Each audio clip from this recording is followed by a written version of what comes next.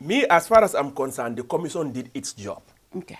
Now, I'm not a lawyer, and there may be some other aspects, some other little technical details there about what they're supposed to do, they didn't do. But by and large, my understanding of it, as a layman, I'm not a legal expert. My understanding of it as a layman was that the commission is an inquiry. Yeah. The actual thing of meting out justice, like prosecuting those who were found to be wanting or who were adversely mentioned. Yeah. That was, the commission would do a list of recommendations. Yeah. They are not supposed to go and do, be the prosecutor, the judge, and the jury. The responsibility of the government, as far as I'm concerned, if we have two parties here we want to focus on, that is the commission and the government. And the government. By and large, I would say largely the commission did what it was supposed to do. Okay. There are reports, I mean, anybody who listened to it, we've got a good idea of the people who were adversely mentioned, what they did wrong, the scope of their activities, and some degree of, of the damage they did. Yeah. They had a clear set of recommendations. Those reports were submitted to the government. Yeah. Now, the government had its responsibility and things it was supposed to do. Yeah. It published a white paper, which we all remember in 2019 was a terrible piece of document. Yeah. Because it did not take the recommendations seriously. Of the commission. Yeah. A lot of people who were recommended, things were supposed to be taken, actions were expected to be taken against them.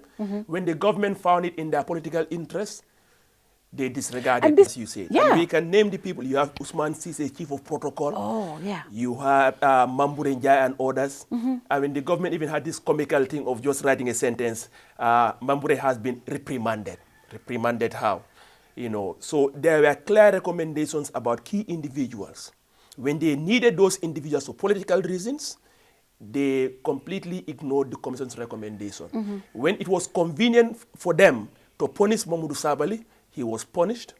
Mamadou Sabali, was prevented, basically was told you cannot work in government. He was basically stabbed to death. Yeah, and then you cannot work in government. You cannot run as a assemblyman. You cannot do anything. When at some point it was in their interest to bring him back. You made him special advisor. You made him special advisor to the president. This country what is a has joke. changed? Nothing has Nothing changed. has His changed. political affiliation is the only thing that changed. That changed. Yeah. Basically, what he has done in the government, nothing has changed. So it is not on the basis of law or justice or fairness that that made the government change its position on Mamadou Sabali. Yeah. And because other ministers and other government officials who they found important, useful to protect, they protected them. So it is this government, headed by Adama Barrow, that failed the nation in the implementation of Janneh Commission. So if you ask me, Janneh Commission, I'm not going to say it's perfect. It's not. Nothing is perfect. Yeah. But my position is that they did a very good job of what, in terms of their terms of references, they did a good job of fulfilling that. The nation had a very good understanding of the scale, not the totality, but the scale of the, of the damage that some people did, and all of the institutions and the individuals involved. But when it came to the Janneh Commission, in fact, there's this incident I want to bring to your attention. In 2019, when the Janneh Commission report was finished and then the government issued their white paper. White paper, yeah. So there was a publication of the reports of the various volumes of the commission. Yeah. There was some funny game actually played by the government. When the government office printed the various volumes, first of all, they made a big deal of announcing the volumes have been printed, when at the time of the announcement, they were not out yet. And I remember calling one of the ministers, and they were telling me, oh, it's not gazetted yet. Eventually, when they were printed, I noticed in volume 3, a lot of the other volumes were, there were many copies at the government printing office. But volume 3 had only few copies.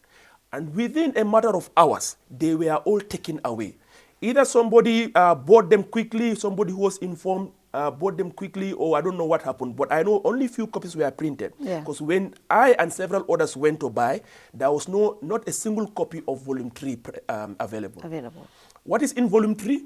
Volume 3 is the report that had the list of Jammeh's assets. And when that was gone, the government didn't print any further copies.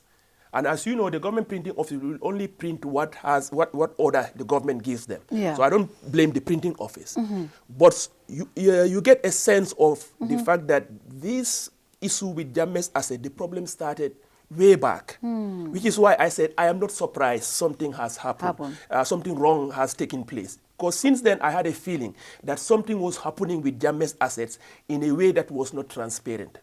Because from the printing of and the release of the report, the government, led by Batambedu, because his ministry was the one that largely was responsible for the publication of these volumes.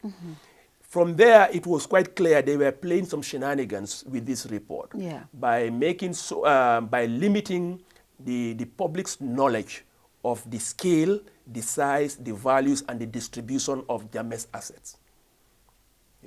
So this whole thing, I mean, we'll go to the details later, as you said, but people should know that it's something that has been ongoing for quite a while. Yeah, and